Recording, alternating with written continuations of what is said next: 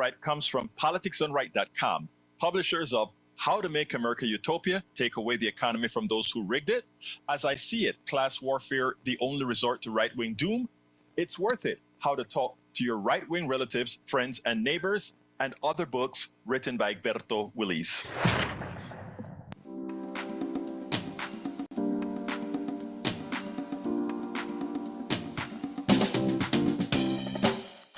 Welcome to Politics Done Right. I'm Egberto Willis, your host. Good morning, Houston. Good morning, Harris County. Good morning to the great state of Texas. Good morning to Northeast Texas, Southeast Texas, Southwest Louisiana, Northwest Louisiana, and all the nooks and crannies receiving the signals from our 100,000 watt transmitter into those magical boxes known as Howard machines, aka radios. Anyhow, folks, we're going to have a great show for you today. Welcome aboard to our international listeners, watchers, however you consume our programs via the internet, formerly known as ARPANET, created by whom? We the people, created by you, your intellect, your work, your worth. Folks, we have to get back to where it's all done. It's all about you, not about the few. Anyway, before we get busy, let's go to the studio, to the geniuses that keeps the tin cans and wires and all these things working perfectly, at least 99.9% of the times. That is true. Tin cans and dental floss is what we use. We've upgraded. Well, you get more frequencies with dental floss than you do a regular string. It's like AM radio compared to FM radio. Is that unwaxed or waxed? Oh, I don't know. It just works, man. That's all I care about. I was over here sleeping in my cranny when I heard my name, so here I am. And back in the sun. Got something exciting going on today. Ronnie and Tom, the R&R show, will be coming to you live from Christian's Tailgate from 1 to 3 this afternoon. So we want you to listen in, maybe come hang out with Ronnie and Tom because they're really fun guys, and just have a good time. And Jack has an entire page of wisdom here today to hijack your show. Talk to me, Jack. Talk. Show today. Good morning. He does it all the time. How are you doing? Good morning, brother Jack Van Bibba. Yeah, well, this one goes along with your post this morning, so I'm not going to hijack it too bad. Okay. All right. Let's hear it. Seniors. The GOP Republicans seek to destroy the Social Security system. Excuse me. Choked you up, did it? Yeah. Okay. Why is the Republican right always choosing to work against the people instead of for the people? The secret is not so secret. The corporations don't want to pay their fair share of Social Security taxes or unemployment compensation, or for that matter, any taxes at all.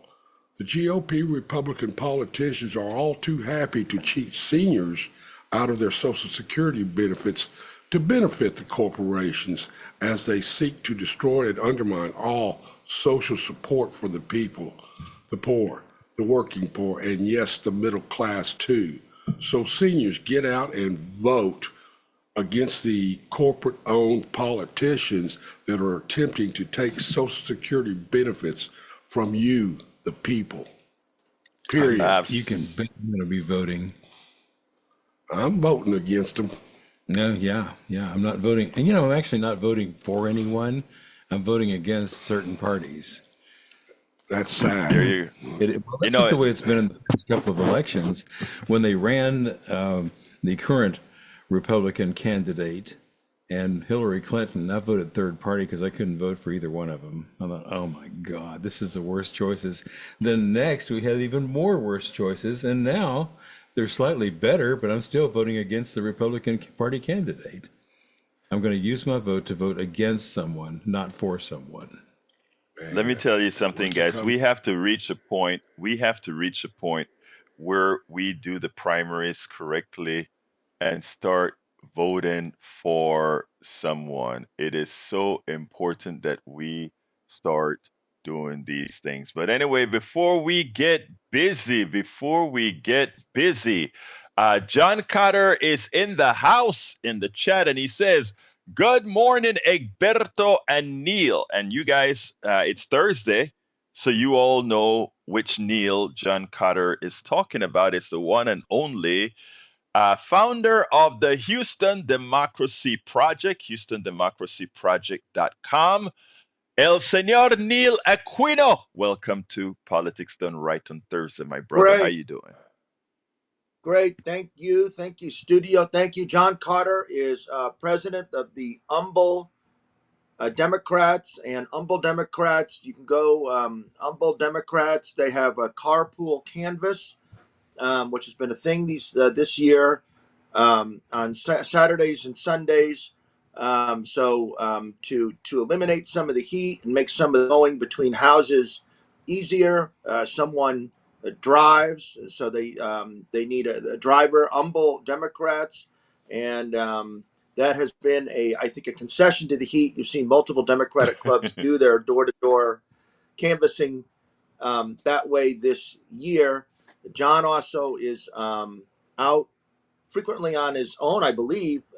He's canvassing midweek. He has the opportunity because of his hours to do that.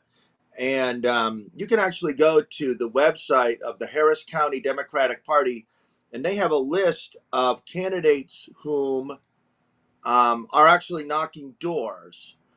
And maybe I'll pull that. Maybe we'll talk about that later. But there's actually a list of candidates. How many doors they've knocked is listed in VAN, which is a tool used to give addresses and the Democratic or Republican scores or proclivities of the voter you're talking to. And Senator Molly Cook has been at the top of the charts. And I actually want to give a shout out because two judges who've been knocking doors. This is important, and this gets to the themes. Erica Ramirez and Hillary Unger are two judges who are not even on the ballot. Erica Ramirez and Hillary Unger are two judges not even on the 2024 ballot. They were elected in 2022, but they are on their own knocking doors, telling people to vote Democratic. I think in some part because there are 10 appellate court seats that are up on our ballot that cover a 10 county area. They're a huge deal, the 1st and 14th Court of Appeals. But I want to thank the candidates on the ballot, and Molly's in a safe seat, the 15, and her opponent is super far to the right. So I just want to thank John and the volunteers. And often, what's good for the elected officials really isn't the same as what's good for active rank and file Democrats who are doing the work, and that's why some of those electeds just sit it out. And so, thanks to John, and thanks to every elected who's invested. And if you know elected official, and this includes the 10 city council Democrats who frequently are never involved, ask them to get involved. Yeah, John Carter, president of the Humble Democrats. I tell you, he's a hell of an activist. If you want to know what political involvement is all about, John Carter, man, he really gets Twitter, things done. Humble is on Facebook and on Twitter. Humble, HUMBLE. It's where Exxon was founded, I believe, and you can find them on Facebook and Twitter and say I want to sign up to walk or to drive in their canvas. Yeah. Anyway, you were talking about an interesting thing that happened at City Council. Look, we are all for democracy, and whichever party, it doesn't really matter. If they do something anti-democratic, we're going to call it out. And I think you have a call out today. Let me hear it. Oh, it looks like our brother is currently frozen. I think you're frozen, my dear Neil Aquino. So therefore, we got to go on with the program until you re-register and re-come in again. Then we'll be able to see you again. Oh, he's back. He's back. He's back. He's back. Okay, continue. Like I was mentioning before, irrespective of party, if we see something that's occurring that's anti-democratic, we're going to call it out. And I think you have something to call out that you heard at the mayor's one of the council meetings, for which you wrote a letter to every single one of them. Let me hear about it. And Right. because So yesterday, Houston needs to hear it. Yeah, so yesterday, I watched city council meetings. On Tuesdays, they meet, you can comment at 2 p.m. On Wednesdays, they meet in what they call an agenda session at Wednesday at 9 a.m. So there had been just three council members. I'll give a backstory. This is about sidewalks, but in the end, it's not about sidewalks. Three council members, Tiffany Thomas, Carolyn Evans Shabazz, and Ed Pollard, want to, and have successfully, it seems at the moment, change our Houston sidewalk ordinance, which was only recently adopted. I believe maybe as recently as last year. So if you're a developer and you build a house, you have to put a sidewalk in front of it. If you don't put a sidewalk in front of it, you have to pay a fee. And it seems that some developers don't like that law, right? No surprise. So there are what they call, sidewalks to nowhere. And so you can drive around Houston neighborhoods and you'll see a sidewalk and it doesn't connect to anything. But the point of the program is to get to the point where the sidewalks connect. And in listening to the debate over the issue, and I've experienced this, those sidewalks to nowhere do make a difference. So you're walking, and that sidewalk, where there's a sidewalk, gives you a refuge to be off the street. So it gives you a refuge away from the cars. It gives you the refuge to take a rest for a moment. And so even a sidewalk to nowhere. So the council members, this was brought up 3 weeks ago, 2 weeks. This is the third time it came up. First time 2 weeks ago, and there was contentious discussion, but the issue was never brought to a council committee, right? So the process was funky. It was never brought to a council committee. And, these things are very passionate discussions. A big focus of Mayor Whitmire's been debates over bike lanes, road expansions, metro. They know. Those council members knew that this is a contentious issue. No committee hearing. They basically had it, people came and testified it on Tuesday, those who could be there at 2:00. They contacted their council members, I'm sure, but they could have had a hearing at any point of any time of the day or night at any point. So there was a lot of discussion. So it came back again. That's the backdrop.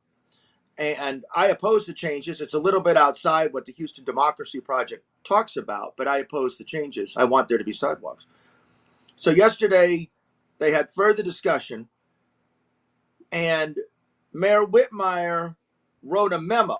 At the beginning of the day, Mayor Whitmire wrote a memo essentially gutting the fee. He gave the Planning Commission the ability, to quote unquote waive the fee, right? If it looked like there was going to be a sidewalk to nowhere. So in essence, he gutted the ordinance, and that was a council passed ordinance. So he just undid it without a vote of council. That's the gist of what we're talking about here. So here we are, 40 days now with democracy on the ballot. And our council is just undoing the law. So I wrote a letter to council members just saying that it was wrong to do it without a vote of council. And then the other aspect of this was that the three council members, Pollard, Evan Shabazz, and Tiffany Thomas, used Proposition A. This made it all the worse. So if you remember, Proposition A was overwhelmingly passed by Houston city voters last year, just last November, to allow any three council members to introduce something to the council agenda. We have a strong mayor system, and only the mayor could introduce items. So now three council members. And if you remember, listeners, Proposition B, you also passed Proposition B that took Houston out of the Regional Transportation Authority if we didn't get fair funding, and they buried that. We're now at 11 months of passage. So we did these things for democracy. In our democratic voting city, and there on Proposition B, sitting on it, on Proposition A, these three council members used it to get rid of sidewalks. They deny that, but to make it more difficult to build sidewalks. And the result of Proposition A, meant to expand democracy, was that, like King George, Mayor Whitmire acted in an arbitrary fashion, just wrote a memo. How is there, he's always talking about public safety. How is there any public safety if one guy can undo the law? So we'll have this law or we'll have that law, and we can undo it. And then how, when we're fighting Ken Paxton, who selectively enforces the law, who enforces only the laws he wants, how do we as a city have the ability to tell Ken Paxton what you're doing is, or any of these authoritarian people, what you're doing is wrong, when we're just making up the laws we go along to suit political convenience? And that's exactly what this is. The council members couldn't, it was a contentious discussion. Some of the council members were mad at the three I've talked about for not having a longer process. So the upshot of this is, it's been theoretically, in December, theoretically, some recommendations are going to come from the Planning Commission. Theoretically, some recommendations are going to come from the Planning Commission. But for now, this ordinance has been gutted. They can waive it. You know that they'll consistently waive it. There's no provision in the ordinance for waiving it. And now the last thing I'll say is, Mayor Whitmire, this is, this is a citywide issue. This isn't just it isn't even affluent areas or well-developed areas often don't have sidewalks. There are areas all over town that don't have sidewalks, and Councilmember Alcorn wants a sidewalk bond, which would be great. But as we've talked about before, there on the show, there's all sorts of unmet needs in the city. So the upshot here is that we had this ordinance, and it's gutted by arbitrary means, potentially to suit developers. That's been suggested, and that's the wrong thing to be doing as we face a crisis of democracy. Now, let me just say, I want to come in here to say one thing, because I didn't know this. I didn't watch the city council meeting, etc. But, here we have the Neil Aquino with the Houston Democracy Project. Yeah, does watch what's going on at city council, which is important. But, we speak a whole lot about the most important government to you is the one right under your nose. And many times, government that we don't pay attention to, that whether that be city council, commissioner for the city, commissioners court for the county, your school board, all these are entities or pieces of the government that directly affects you. So whether you're listening here in Houston, whether you're listening in Atlanta, Right. whether you're listening no matter what part of the country or the world for that matter, remember, when we talk about the interest, why local government is important, it's because the things that directly affects you.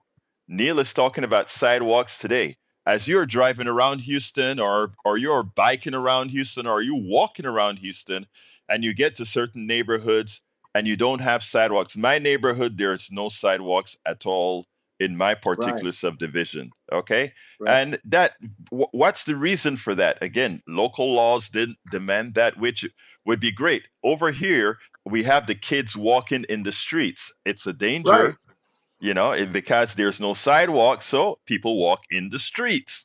And Correct. through the neighborhood, the street becomes your sidewalk. The ordinance in Houston to have a sidewalk make sense, acquiescing to developers by saying, okay, you don't have to pay a fee and you don't have to build the sidewalks. That is, again, something that affects you. So, anyway, folks, give us a call, 713-526-5738.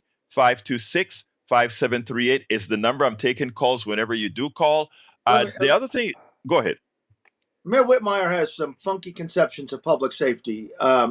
And so it just came out a few weeks ago that there are more traffic deaths in Houston than homicides. Now, that's not a reason to neglect either issue. But the mayor's staff was saying, no, that's a false comparison. So Mayor Whitmire is always talking about public safety. He doesn't seem to consider traffic safety public safety. We know people are walking in the street. And he also doesn't seem to consider threats of authoritarianism, now just 6 weeks away in the election, matters of public safety. He has a $10 million war chest, and other than endorsing Harris Walls because he was getting a lot of pressure, he hasn't said a word. So that's a really funky conception of public safety, where traffic safety, killing all these people, and the threat of mass deportations just months ahead doesn't seem to animate him very much. Well, we have to be very careful with all of our politicians, because in one of your blogs, I think that was a couple, maybe last week or so, you mentioned that at this point in time, why is it in a city like Houston, our city councils haven't pretty much disavowed authoritarianism, Right. whereas, I mean, it is, you can't come out here and say, well, I am voting for the guy who says he's going to be an authoritarian. Or is that the right word? Authoritarian? Yeah. Yeah. You Well, can't. I made a recent post where Councilman Mario Castillo, and I could say this about any of them, but Council Member, a Democrat, Mario Castillo, he's fine, whatever. He's holding a fundraiser October 3rd for an election 3 years away. He's holding his. I keep getting emails. They say it'll be a great time. How much can we sign you up for? And I wrote a blog post, saying, Councilmember Castillo, why don't you contribute 20% of your fundraiser October 3rd to the general campaign, to the 2024 campaign, or what block walks will you be? So these people just live in a fantasy world. We've got these people campaigning for an election 3 years away without being overly mindful if there'll be a democracy in 3 years. Yeah, well, I mean, a lot of these guys, what they're into is take, take, take. I mean, and I'm not only talking, I'm talking all these politicians, whether Democratic or Republican, they have a Right. tendency to just take, take, take. And, folks That's like, yeah. we got John Carter who runs an organization or whatever. I wonder how many of them make sure that they're fully funded. Uh, but they do take, take, take. Anyway, folks, 713-526-5738. I want to take a segue here into Social Security, and then we'll get back to some local issues. But this is a rather important case. A good friend of mine, his name is Lawson, Alex Lawson, found, was doing some research, etc.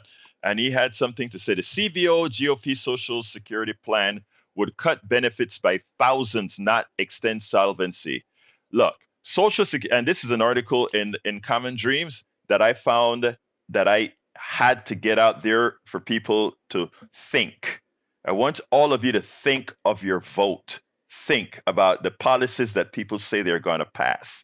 Social Security defenders have long argued that former Republican U.S. President Donald Trump's return to the Oval Office could spell disaster for seniors, and nonpartisan government analysis, uh, return to the Oval Office could spell disaster for seniors, and a nonpartisan government analysis released Wednesday bolsters their warnings. And listen closely, folks. U.S. House Budget Committee ranking member Brendan Boyle, Democrat of Pennsylvania, asked the Congressional Budget Office to analyze the impact of raising the full retirement age for Social Security from 67 to 69, as various Republican groups have proposed, including Project 2025 in some form, whether directly or indirectly. This report shows that the retirement age to 69 would slash benefits by an average of, hear this, folks, $3,500 a year. Social Security Works Executive Director, my friend Alex Lawson, told Common Dreams, for seniors and people with disabilities, that means not being able to buy groceries, pay a heating bill, or buy birthday presents for their grandkids.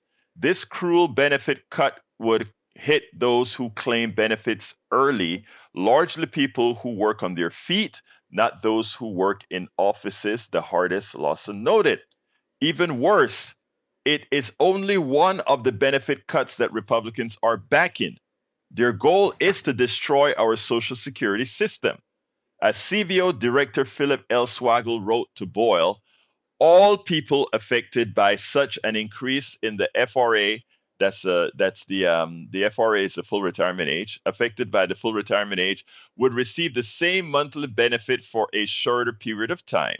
Those workers who claim retirement benefits at the same age as they would have claimed under the current law would receive a smaller benefit for the same number of years. I want to back out of that and explain something to my listeners. Let me get this to you very clearly. Right now, you can retire at 62. You can take your Social Security at 62. You don't get your full benefits, but you get, I did some calculations, and If you wait till 67, the 5 years of not getting the amount you get at 62, to recover that would take so many more years of living that, let me tell you the dirty little secret. A lot of financial planners would tell you, oh, wait until 67, you'll get more money. Let me tell you, if you do your analysis, and by the way, we don't know how long we're going to live, but when you die, your Social Security is gone. All right?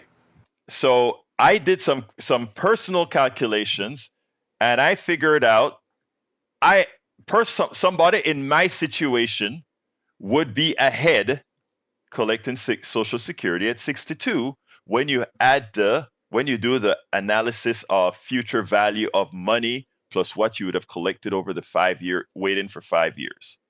Again, that calculation is a personal calculation.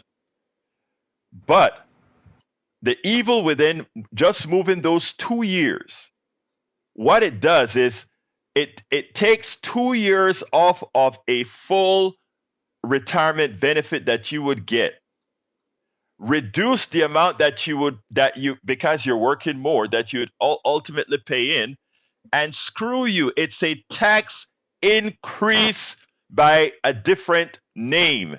It's another wealth transfer by a different name, people. The magical ways in which these guys try to find a way to somehow protect those who should be paying more into the Social Security system is astounding. But let me continue. In a statement responding to the report, Boyle's office highlighted that for workers currently in their 30s and 40s who are subject to full retirement age increase, the average annual benefit cut would be 13%, or around $3,500 a year. As the Congressman's office pointed out, the CBO also found that though increasing the retirement age would reduce spending, it would not create enough savings to change the expected exhaustion date of the Social Security Trust Fund, which is projected to be unable to pay full benefits by the end of fiscal year 2034. Boyle and Senate Budget Committee Chair Sheldon Whitehouse, a Democrat of Rhode Island, have introduced Medicare and Social Security Care Act, which would extend the solvency of both programs by requiring Americans with higher incomes to pay more into Social Security now. Social Security is a sacred promise that after a lifetime of hard work, Americans have earned the right to retire with dignity, Boyle said. The independent, nonpartisan report shows just how devastating Republican plans to rip away hard-earned Social Security benefits would be for Americans. Instead of saving Social Security by making the ultra-rich pay their fair share, the GOP is hell-bent on gutting benefits for the middle class. He warned, specifically calling out Congressional Republican Study Committee and the Heritage Foundation, which is behind Project 2025. Democrats will never stop fighting to keep the promise of Social Security and defend Americans' retirement security from Republican attacks. The CBO report comes less than 6 weeks away from the U.S. general election. Democratic Vice President Kamala Harris is facing Trump in the race for the White House. Before President Joe Biden left the contest to pass the torch to Harris, and the National Committee to Preserve Social Security and Medicare, National United Committee to Protect Pensions, and Social Security Works Political Action Committee were backing him over Trump. All three groups have endorsed Harris. And here's the deal. People think they get ideological with their votes. And many times they vote against their own interests. But this time, supporting these type of arcane policies is not solely voting against your interest. It's putting the damn country at risk. It's putting not just seniors, but working people at risk. One of the purposes of this program, my brothers and sisters, is to inform us on things that you're not quite informed on a regular basis. Right now, if you watch the news, if you listen to the news, you don't hear a lot about Social Security, just in the generalities. You don't hear a lot. They're talking about Trump making a mistake here, or Trump doing this, or Harris doing this, or Harris not telling you exactly what our plans are. But this is material to you. Your vote matters. And anyone going out there and vote should go and vote with your eyes wide open. And if you think because you don't like somebody's laugh, or because you don't like what somebody is doing, or because you have an intrinsic prejudice against women, against whatever, that you are going to somehow not vote, or not vote in the proper interest, people, this is real life. Patrick, come on in. Hey, good morning. Good morning, sir. I've got a question. Mhm. How does the council define sidewalk to nowhere? Neil? The term, it's kind of a colloquialism. It's a sidewalk that doesn't connect to another sidewalk. You are walking down the street, and let's say there are 6 houses on the street, and there are only sidewalks in front of 2 of the houses, and not the other 4 houses. It's a sidewalk that doesn't connect to another sidewalk. Okay, so Patrick? On the boundary of the development, if those don't connect to something, does that mean that the entire development is a sidewalk that doesn't connect to anything? The entire. I'm sorry, I'm not sure I understand the question. There are throughout the. I apologize for that. There are throughout the city in all sorts of neighborhoods, all sorts of, regardless of affluence, there are just sidewalks that don't connect. Okay, yeah. What I'm asking is, if a developer has a network of sidewalks and they all connect within the neighborhood, but then outside the neighborhood where the boundary of the plat is, if those don't connect, do they consider all those a sidewalk to nowhere? I think it's not a specific engineering term. It's kind of a term that's just developed, and it's used a little bit pejoratively. It's used to mock the need for these sidewalks. That's what Yeah. Neil, let me get in here, because when I saw it on the television when they announced it, it's really the reason they're calling it a sidewalks to nowhere is sort of something that right-wing politicians do with propaganda all the times, right? Right. By saying the city is forcing us to build a sidewalk to nowhere. What they're trying to say is, look at what regulations is doing. They're forcing us to put a sidewalk here, but on the right side there's a house without a sidewalk, and on the left side there's a house without a sidewalk, or an empty lot that doesn't have a sidewalk. So this is a sidewalk to nowhere. Why are you forcing us to build it? Well, you're forcing them to build it for the future, that in the long run it will connect, right? So And in this that's case, the it was whole 3 issue. Democrats. It's 3 Democrats. It is right. It's kind of a right-wing, term or trick of term. They're trying to build a society. They're trying to build a livable society where you can walk down the damn street. Absolutely. So the reason why I asked is that most of the new developments, the first thing that goes in, businesses don't develop until a neighborhood's established. So if a neighborhood is there first and they have a network of sidewalks, those don't go anywhere. And so they might be setting this up to where eventually they're going to get rid of sidewalks on all new developments, at least the legislation for it.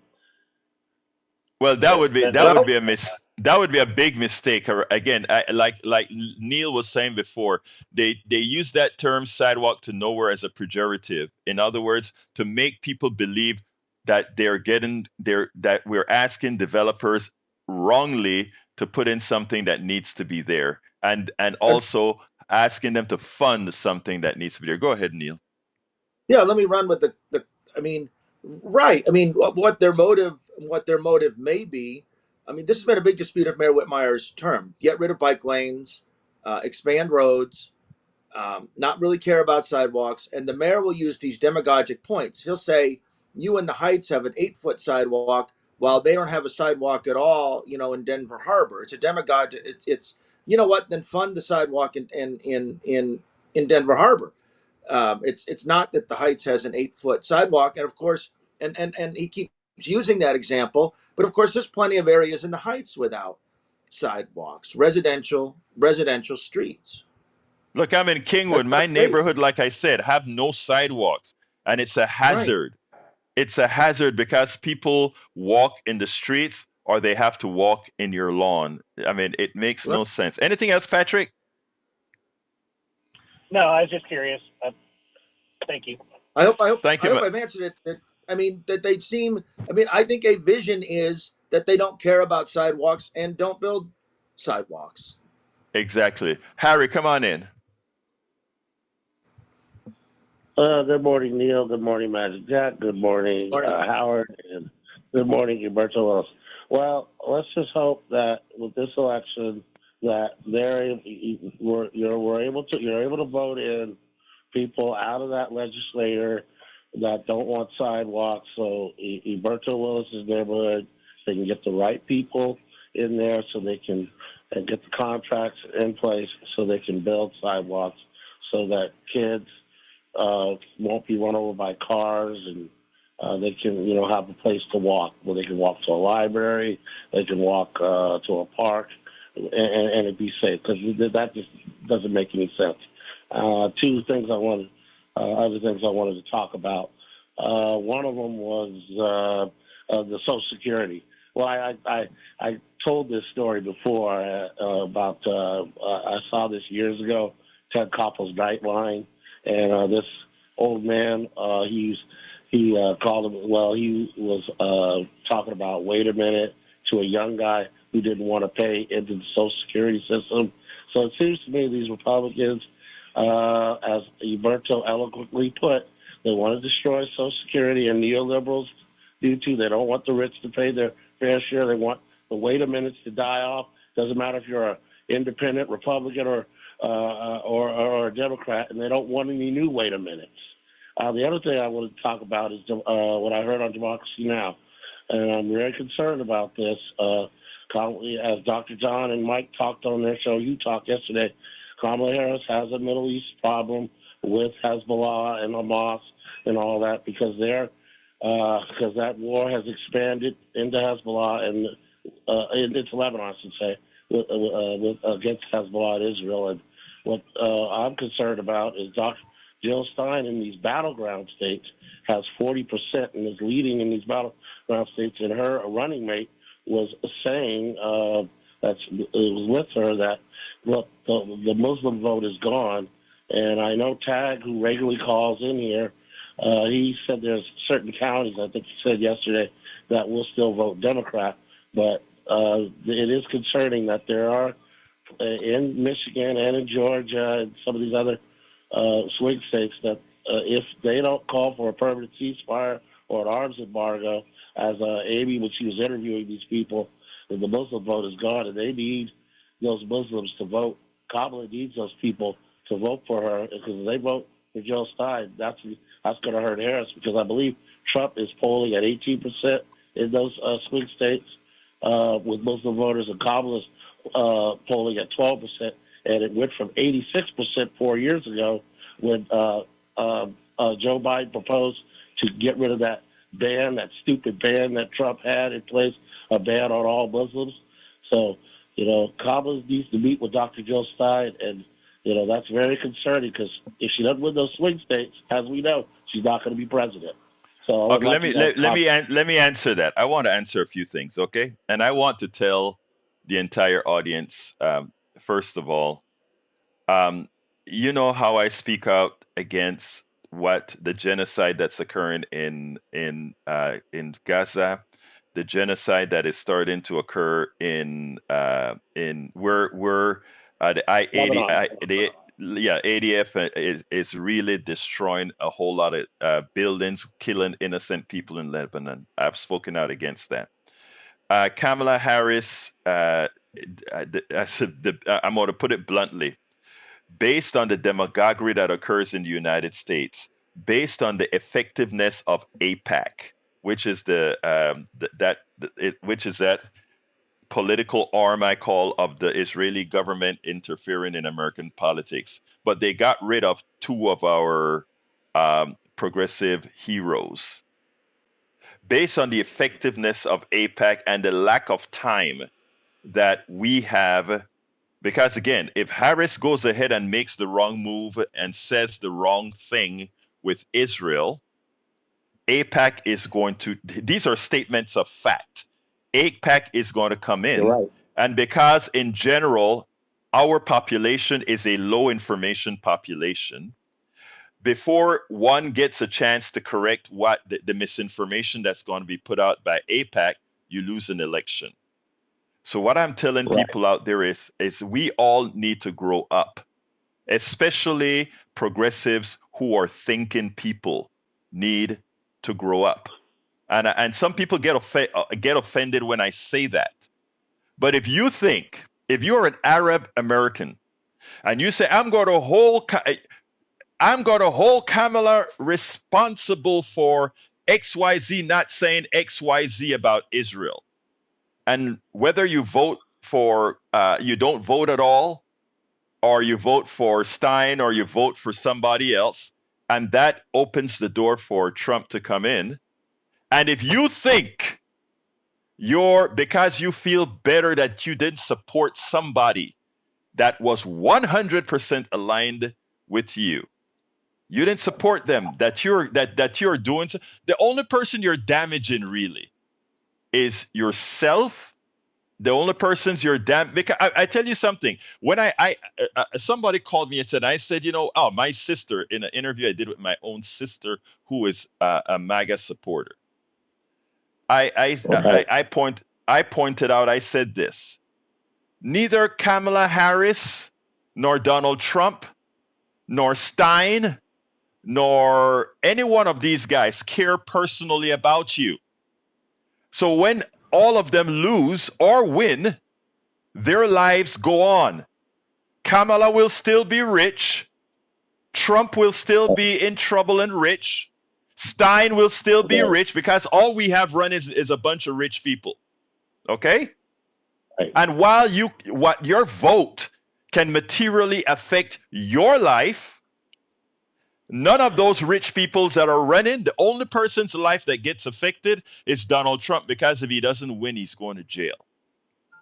So all those that are listening to me right now, I am not very patient. I am patient by design, my radio host by design. But I'm going to tell you something. You are doing, if you say, I'm not going to vote for Kamala just because, do you think Kamala really, yes, she wants to be president, but do you think it's going to materially affect her more than it's going to materially affect you? Hell no. Let me Go ahead, Neil. Let me say, Berto, this story is dated yesterday from the news agency Reuters. U.S. Muslim advocacy group Mgage, that's EMGAGE, which I've heard of, and they do have at least some operation here. U.S. They advocacy, support her. Mgage Action on Wednesday endorsed Democratic presidential candidate Harris despite ongoing concern over the war of Gaza, saying President Trump posed a greater danger with his promise to reinstate travel restrictions in majority Muslim countries. So that's a leading Muslim advocacy group, and they made that decision. And while we did not agree with all of Harris's policies, particularly on the war of Gaza, we are approaching this election with both pragmatism and conviction. There you go. That's an Arab American group. Our Paul Fleming, who's in the chat right now, he actually brought that to my attention yesterday. So Paul, thank you for doing that. Welcome aboard, Paul Fleming, Eric Hayes, and John Cotter in the chat. Let's go to Peter. Come on in, Peter. Good morning, Egberto. It's so nice to be with y'all, and I just had a question or a comment, see what's your thought on this concern I'm having. As you know, I'm the Democratic nominee for U.S. House Texas District 2, and being a candidate, I have a chance to talk to a lot of the constituents, and I had a concern because some gentleman just got very angry when I went just to talk to him about about illegal aliens. Just so that was his main concern. And then also I hear a lot of rhetoric about I'm a socialist, I'm a this, I'm a that, I'm a Marxist. However, I'm an honorable man. I've served in the public sector for my entire career, and so when these people make these broad-based conclusions that somehow I support illegal aliens, that somehow I'm a Marxist, I'm a socialist. So what would be my rebuttal to them? And that's what I'd like to know. Let me tell you, I've got the answer for you, brother. I've got the answer for you. First of all, I know who you are, Peter, and you're a teacher. I think in a high school or middle school. What do you teach? That's right, ninth grade English, sir. There you go. Let me tell you something. First of all, I want to honor you as a teacher. I think the teaching is the most honorable profession, bar none. Okay? I would go ahead and I would show no animosity towards this person at all. I would just tell this guy, let me tell you something, my brother. Number one, I love all my fellow Americans, every single one of them, whether Republican or Democrat. And while you hate what you think of me, I guarantee you that the things that I want for my family are the same things you want for your family. Would you be interested in discussing that? And start it that way. If he still goes bellicose or belligerent, then he has no interest in really. He just wants to talk. So kindly tell him, nice meeting you, and move on. But what I'm saying is, don't run from the conversation. Try to have that conversation by letting him know that my interests, I can almost guarantee you, are mostly symmetrical with yours. And that usually put people at a pause. Let's start talking about what you want. Don't tell him what you want. Ask him what he wants. And let him enumerate them what you want. And then you take it from there. This is the candidate running against Crenshaw, correct? Yeah, he's running against Crenshaw. But my phones are filled, so I'm going to have to move on, Peter. But Peter, we can also talk offline at any time. But I got to move on. But Peter, good luck on the CD2. And thank you for going out there and still engaging the population. And most importantly, before politics, thank you so kindly for being a teacher, brother. You can count on me. Thanks, guys. You have a great day. one.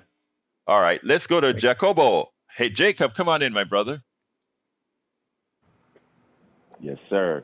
Yeah, I don't know if Peter ready, man. It's tough. It's tough in them streets and on politics. Now, with Kamala, man, Kamala, I think she made the wrong choice as vice president because him or whatever his name, he don't even seem like he added no value. He's not adding any value. And actually, he is. No. Jacob. Oh, I'm sorry. I interrupted you. Go ahead. Continue, Jacob. Sorry. Yeah. I think if she would have gotten out, because she didn't choose the governor of Pennsylvania. He's young. He the thing is what separated him. He is Jewish. But the thing is, he was like for pro-choice vouchers to go to schools and stuff. I think that was a part of the issue, and I think also she thought she would lose the Arab vote, but she losing it anyway. So if she would have added him to the ticket, I think it would have gave her a better chance to win because he's young. He's the active of him is better than Welch. And Welch, who is he bringing? What is he? She got Minnesota. So what kind of value did he add to the ticket for her?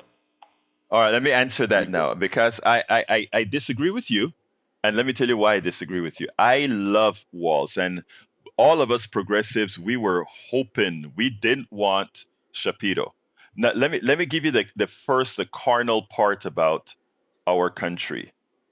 If we had brought Shapiro in, and I know a lot of people are not going to want to hear this, but this is a reality.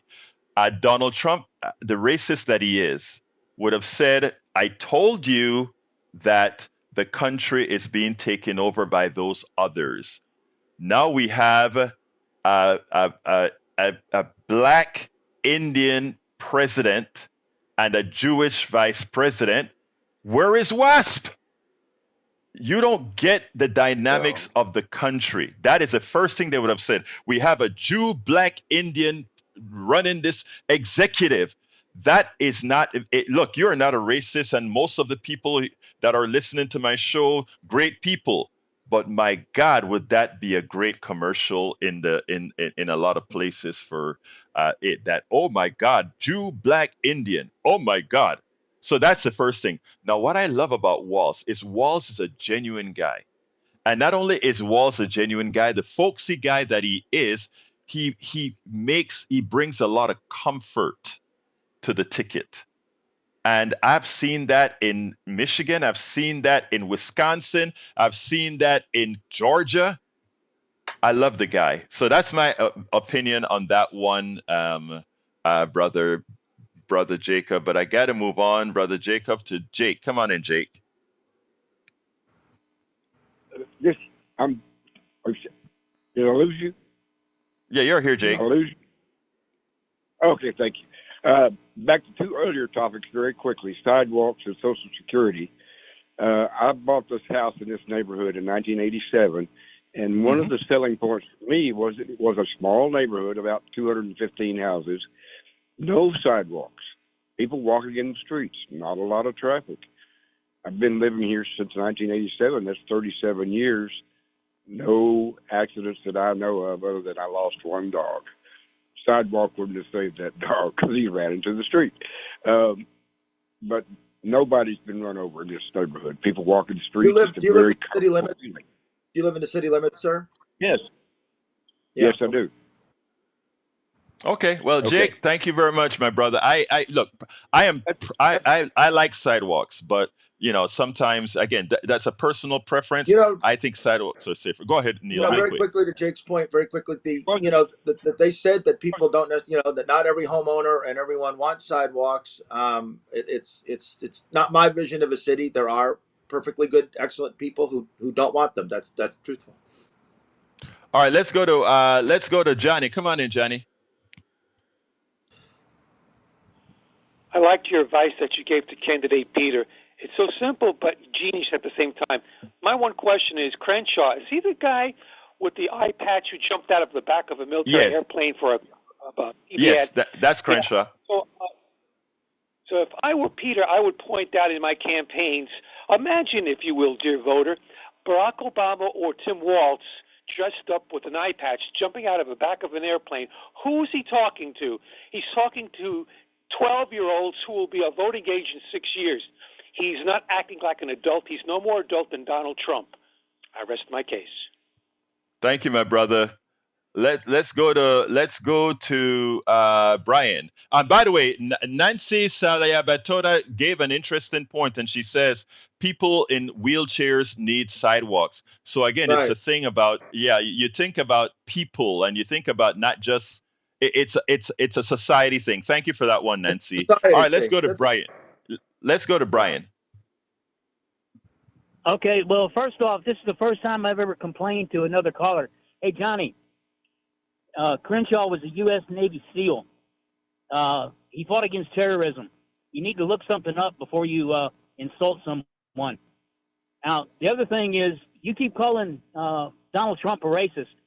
Why don't you watch some of the interviews with, say, Mike Tyson, Shaquille O'Neal, maybe Don King? Why don't you find out if he's a racist through their eyes? Why don't you do that before you keep calling Trump a racist? Let me tell you, I don't have to do that at all. I just have to listen to his words. You don't want to. I don't have to. No, sir, brother, I don't have to. I just listen to what he does. I mean, I watch what he does. Okay, I don't care that that is like a white friend of mine saying I have black friends. Okay, that doesn't say anything. That is like somebody says I'm married to a black woman, but I'm not big, and that makes me not racist. I think that is a fundamental issue. Racist. When I was a sexist, I was married to a woman. When I was a sexist, I had a sister. When I was a sexist, I had all these things. Having interactions with somebody of some other ethnicity or gender doesn't make you not that pejorative. I had to teach myself not to be a sexist. Donald Trump is a racist. Thank you, Brian. I got to go to Peter. Come on in, Peter. Peter. Line 6, Peter. All right, let's go to Jake, Peter? line 3. Okay, Peter, real quick. You got 30 seconds. Patrick? Oh, Patrick. Come on in, Patrick. Oh, I'm sorry, I was confused. As far as Brian goes, there's numerous photographs of Trump allegedly holding white power signs with his fingers. Also, when he was asked to distance himself from white power known individuals, he refused to. But that's not why I called. As far as Tim Walz not adding anything to the ticket, I think that's probably one of the strangest things I've heard. That was her signaling that she's interested in helping common people. He championed bills trying to stop corruption in Congress as far as insider trading goes. Yep. He's not profiting off his position. He's one of the only people in Congress that can say that. He did his everything he's done for his state has improved their Peter, quality of life. I'm pressed for time. Peter, I'm out of time. But guess what? You're absolutely right. Look up what Walz has done in Minnesota. Okay, one more. Jake, you got exactly 15 seconds. Jake, 15 seconds. I got to go. I'm here. I had two topics. Second topic was Social Security. I did what you were talking about earlier. I went into Social Security at 62 because I did the graph, and assuming that the payouts were going to be constant. Of course, you have no control of that. I saw where my lines intersected a little bit after 83 years of age. Well, I'm right. 80. I've been collecting, but I felt like I made the right decision. You did. You did. Yeah, I calculated it. You did, Jake. You're a genius, Jake. I gotta go to the studio, but thank you, brother, for letting the rest of the people know that. Come on in, studio. Well, nothing for me, Jack. What you got? You know, Real quick, Jack. A retirement age at 69 means they want you to die before they'll pay you. Thank you, Jack. You nailed it. You nailed it. Neil, tell us about Houston Democracy Project and how people can get to you, brother. Houston Democracy Project, HoustonDemocracyProject.com, HoustonDemocracyProject.com. I've got a daily blog. Please check it out, share it around, and support the project. Thank you so kindly, Neil, for being here on Thursday. I want to tell all the callers, love you all. Listeners, love you all. The guys that got to get out of here. PoliticsDoneRight.com/newsletter. PoliticsDoneRight.com/newsletter. You can find the entire show and videos. My name is Egberto Willis. This is Politics Done Right. And you guys know how I end this baby. I am what? Out!